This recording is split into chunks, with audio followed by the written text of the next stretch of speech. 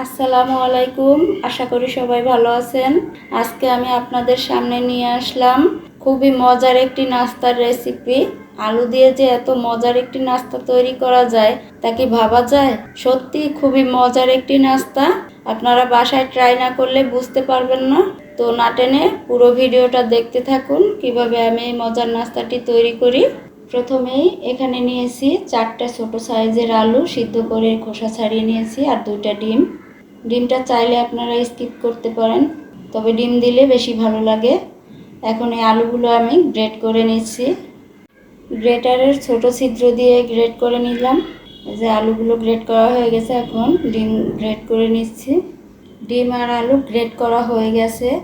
এখন দিয়ে দিলাম স্বাদ মতো লবণ, চিলি ফ্লেক্স দিয়ে দিলাম আধা চা চামচ, জিরার গুঁড়ো দিলাম আধা চা চামচ, ধনিয়ার গুঁড়া আধা চা চামচ, দিয়ে দিলাম পেঁয়াজ কুচি আর দিয়ে দিলাম কাঁচামরিচ কুচি। ঝালটা আপনারা বাড়িয়ে বা কমিয়েও দিতে পারেন।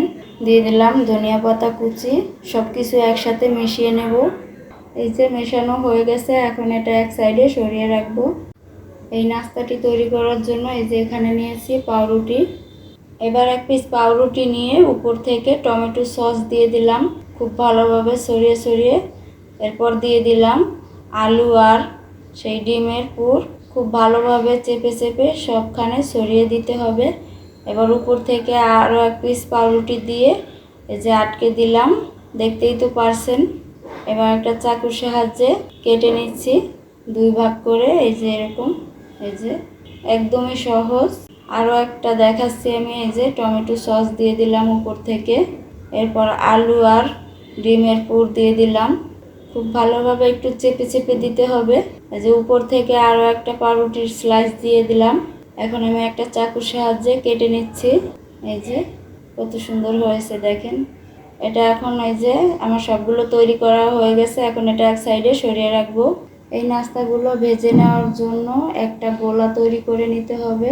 তার জন্য দিয়ে দিলাম আধা কাপ পরিমাণ ময়দা আর আধা কাপ সুজি।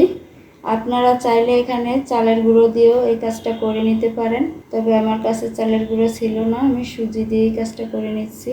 মরিচের গুঁড়ো দিয়েছি আধা চা চামচ আর হলুদের গুঁড়ো আধা চা চামচ, স্বাদ মতো লবণ, আর দিয়ে দিলাম ধনিয়ার গুঁড়ো আধা চা চামচ, জিরার গুঁড়ো আধা চা চামচ। সব কিছু একসাথে মিশিয়ে নেব। এই সুজি দেওয়ার কারণে দেখবেন নাস্তাটা খুব মুচমুচে হবে, খেতে খুবই ভালো লাগে। ভিতরটা থাকে সফট আর উপরটা ক্রিস্পি, অনেক ভালো হয়। আপনারা বাসায় যদি ট্রাই না করেন বুঝতে পারবেন না যে কতটা মজার। এবারে যে একটা নাস্তা আমি সেই গুলে নেওয়া গোলার ভিতরে দিয়ে এই যে এইভাবে খুব ভালোভাবে সবখানে লাগিয়ে যে তেলের ভিতর দিয়ে দিলাম। এগুলো এখন মিডিয়াম আঁচে ভেজে নিতে হবে। উল্টে পাল্টে এখন মুচমুচে করে ভেজে নেব। সুন্দর একটা কালার আসা পর্যন্ত ভেজে নিতে হবে। এই যে আরও একটা দিয়ে দিলাম আমি।